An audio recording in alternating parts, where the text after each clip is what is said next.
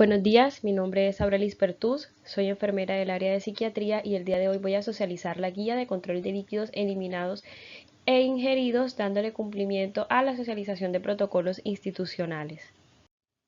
El objetivo de esta guía es mantener un control del balance hidroelectrolítico del paciente, permitiendo modificaciones en el manejo médico de acuerdo con su estado hemodinámico y que se pueda advertir de posibles complicaciones teniendo en cuenta la condición de cada paciente.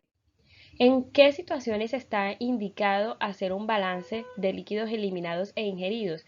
En todo paciente crítico y en cuidado intermedio, en pacientes que tengan vena canalizada para infusión de líquidos, en pacientes con drenajes, sonda vesical, diarrea, vómito, febril, con estados hemorrágicos e incluso con soporte nutricional enteral y parenteral.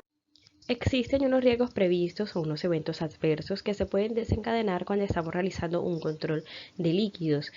Estos podrían ser la no cuantificación del vómito, dificultad para diferenciar entre gasto fecal de gasto urinario, problemas técnicos en el pesaje, como lo es el hecho de que existan diferentes básculas o que éstas estén mal calibradas, y errores en la cuantificación de los resultados. ¿Cuáles son los recursos y los materiales que nosotros debemos tener para hacer un adecuado balance de líquidos? Pues lo principal es el formato del control de líquidos, pero además de esto, las básculas, las bolsas recolectoras de orina o las sondas de drenaje, recipientes para medir los líquidos eliminados y platos y vasos de alimentos que tengan unas medidas estándares para toda la institución. El control de líquidos lleva consigo una serie de actividades como diligenciar completamente la identificación del formato de control de líquidos. Se debe tomar como hora de inicio de dicho control la hora de ingreso del paciente. Se debe verificar al realizar estos formatos que la hoja corresponda al paciente que se está atendiendo, puesto que no deben quedar enmendaduras ni tachones, al igual que cualquier otro formato de la historia clínica. Se debe registrar en la hoja de control, en la columna de líquidos administrados, la cantidad y la clase de líquidos que se está infundiendo y la hora. Se deben registrar además las soluciones ya sea de nutrición, soluciones parenterales, sangres, componentes sanguíneos y la cantidad administrada de los medicamentos. Se debe medir y registrar en forma horario los líquidos eliminados, ya sea por sondas, drenes, tubos y en el caso de los niños por pañales, registrando las características de la eliminación. En estos líquidos eliminados debe quedar consignado diariamente las pérdidas insensibles, teniendo en cuenta que varían de acuerdo de la condición del paciente. Se debe medir y registrar cada 24 horas lo obtenido por drenes de tubo de tórax, especificando las características de lo drenado.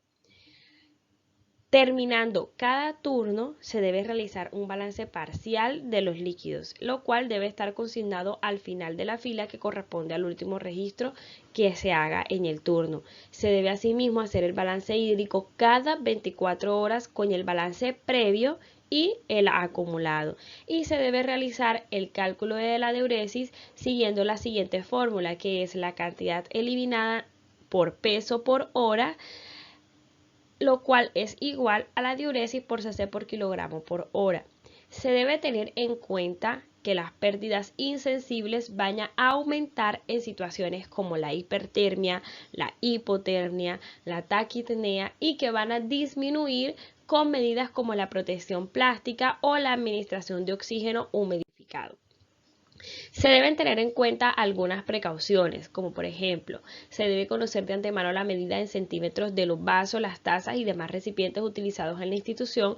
Por esto es que anteriormente se mencionaba que deberían tenerse medidas estándares para que a nosotros se nos facilite esta medida de los líquidos que se está ingiriendo. Se debe tener en cuenta la cantidad de líquidos no cuantificados en deposiciones, exudado de heridas y registrarlo como una apreciación. Se debe evitar que los frascos se rebosen. los frascos de drenaje deben permanecer por debajo del nivel del paciente. Cuando no se observe drenaje a través de una sonda vesical, por ejemplo, antes de determinar que el paciente esté en anuria, se debe revisar que la sonda esté permeable. Se debe mantener en orden los formatos de control de líquidos en la historia clínica correspondiente. Se debe realizar los registros con letra clara y sin enmendaduras. Se deben mantener los recipientes para la medición de líquidos en perfecta limpieza y orden. ¿Cuáles son los resultados que se esperan con la socialización de esta guía? Pues básicamente es un control de líquidos realizado de manera correcta en 24 horas para cada paciente. Deben haber acciones correctivas cuando esto no se esté realizando de forma ideal y estas acciones están dirigidas a educar al personal sobre el correcto registro de los líquidos administrados y eliminados e indicar el por qué y el cuándo se debe llevar a cabo esta acción. Aquí encontramos las referencias bibliográficas para el conocimiento de todos. Muchísimas gracias.